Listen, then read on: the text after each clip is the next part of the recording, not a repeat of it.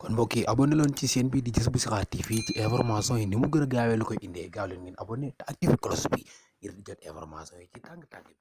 Cheikh Abdou Khadir génn dina dal di dem fa boroom aras xam naa ni tey dana ség daal Cheikh jiili wuy ji na yàlla rangooñ dootu fer kenn dootu miis ngir ab kemam du fi daagu daal nit ñaa ngi jooy suuf see ngi jooy asamaan di jooy bis yee ngi jooy ak waxtu yépp di xaacu daal sunnaa ngi naa leen fomp leen rangooñ yi dal yéen ñàkk leen ko asal xanaa maa ñàkk daal moom moo di man ku ma bëgg a gis xoolal ci moom lu mu def nga def lu mu daw nga daw roykat la daal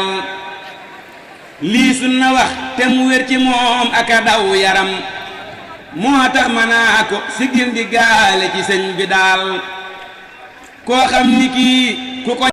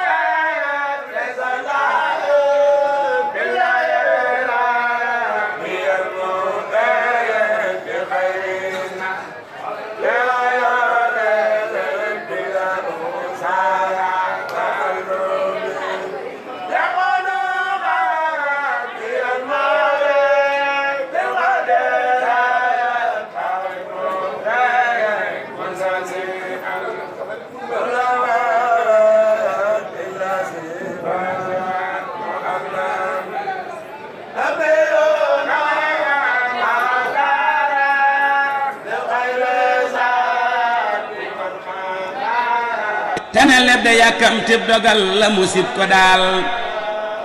ta du takki téere du wut galen mbaa ndomba yit ta du yor sunguf luy saafaraat du ko bijji daal ta du def lu ay dog sarxe ngir ñoddi njariñ mbaa jañ lorit du ko def ngirug wakiir lu daal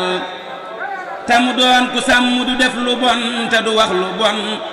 ta du yéene kenn lu bon xolam day mucc daal day maandu it ba du def araam mbaa kuk ci beel lu ko war itam du ko yeexit day farlu daal am jàpp lay taqool asal fu ñu nodde it def naa bërët dem wuy ji woote bi yàlla daal moo xam mu wéet moo xam mu nekk ci biiri nit moom lëf du tax ba mu yeexelum daa nekk daal te du wuute jàkka ja mukk ak lu mu taw tawit lu mu liw liwit sàmmoom ga day tarfaw daal sàmmoom ga day weesuk araam weesuk ci biir la mu sañ calak sàmmoom di fee ñenu gis ko daal day julli waxtu yi faf ca teg ya ñu àndalit ci naafila te du bàyyi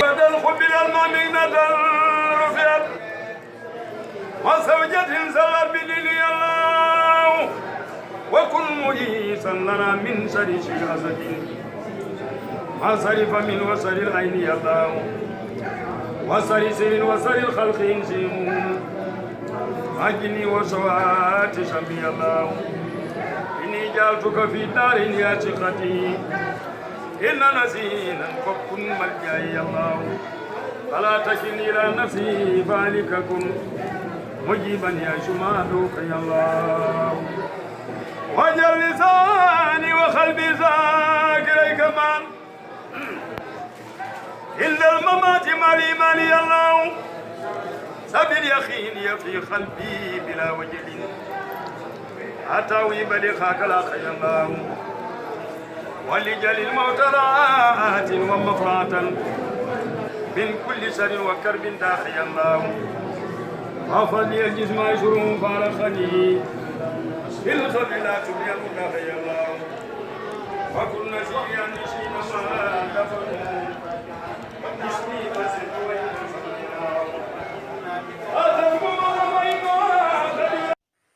mbokk yi abonné leen ci chaîne bi di Jazboul Chikhar TV ci information yi ni mu gën a gaawee la koy indee gaaw leen ngeen abonné te activé cloche bi ngir di jot information yi ci tàng-tàng bi. kon mbokk yi abonné leen ci chaîne bi di Jazboul Chikhar TV ci information yi ni mu gën a gaawee la koy indee gaaw leen ngeen abonné te activé cloche bi ngir di jot information yi ci tàng-tàng bi.